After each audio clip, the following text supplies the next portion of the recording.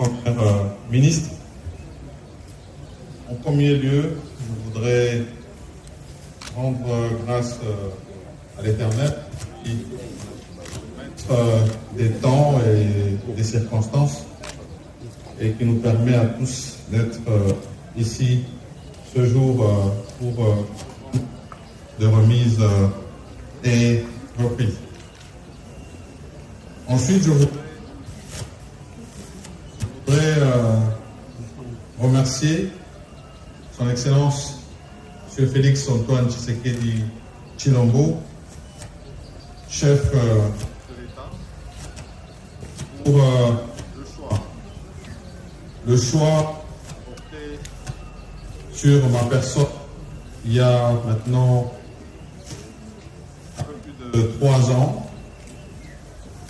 en tant que Premier ministre et chef du gouvernement. C'est aussi l'occasion pour moi de féliciter Madame la Première ministre, d'abord pour sa prise de fonction aujourd'hui, mais aussi rappeler ce choix historique pris par le président de la République, champion de la masculinité positive. La féliciter également pour la brillante présentation au Parlement du programme d'action du gouvernement qui reflète la vision de son Excellence Monsieur le Président de la République et qui sera son fil conducteur tout le long du moment qu'elle va passer à la tête du gouvernement. Je voudrais aussi rappeler qu'il y a 3 ans, des missions précises m'avaient été données, avec des secteurs précis. Premièrement, la sécurité. Et dans ce secteur, face à cette agression barbare que nous continuons de vivre de la part du Rwanda, tant de réformes étaient attendues. Celle relative, bien sûr, à la programmation militaire et qui doit se poursuivre. Ensuite, nous avions la santé qui, elle aussi, nécessitait des réformes précises avec une d'entre elles, phare, et chère au président de la République, celle de la couverture santé universelle, déjà amorcée avec la gratuité de la maternité, et qui aussi va demander qu'on puisse poursuivre. L'éducation, avec la gratuité de l'enseignement primaire, qui est salutaire pour notre pays, parce que notre jeunesse, pour l'amener encore plus de l'avant demain, a besoin d'être éduquée. Nous avions aussi des missions précises en termes de réforme. Ce travail qui a été fait avec le Fonds monétaire international, cette première revue qui s'achève positivement ce mois courant. Et bien sûr, toutes les réformes visant à l'accroissement des recettes pour avoir les moyens de notre politique. La question des infrastructures de base, avec le programme phare du développement à la base, des 145 territoires sur lesquels nous avons d'ailleurs étroitement travaillé avec Madame la Première ministre.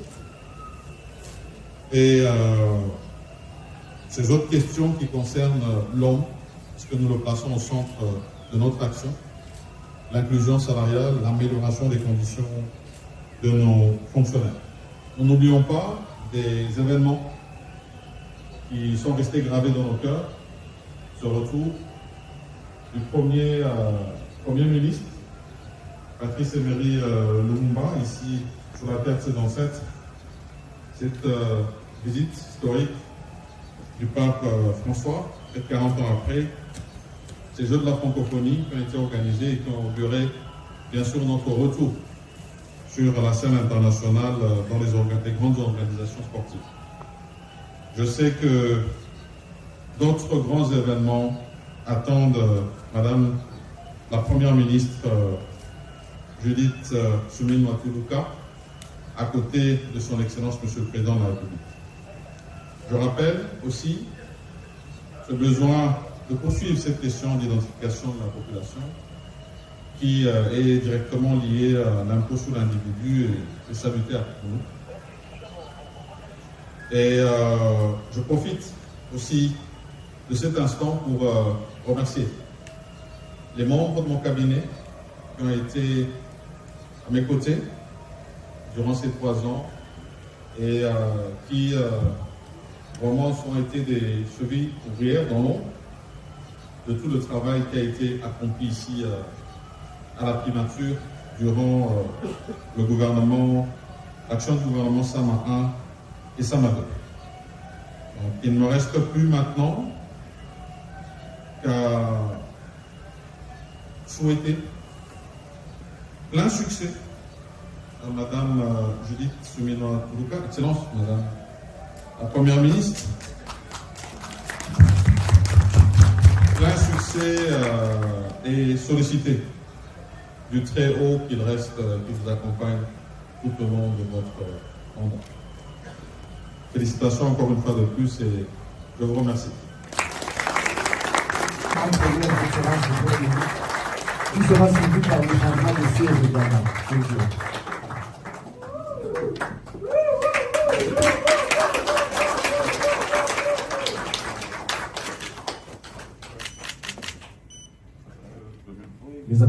Les applaudissements timides,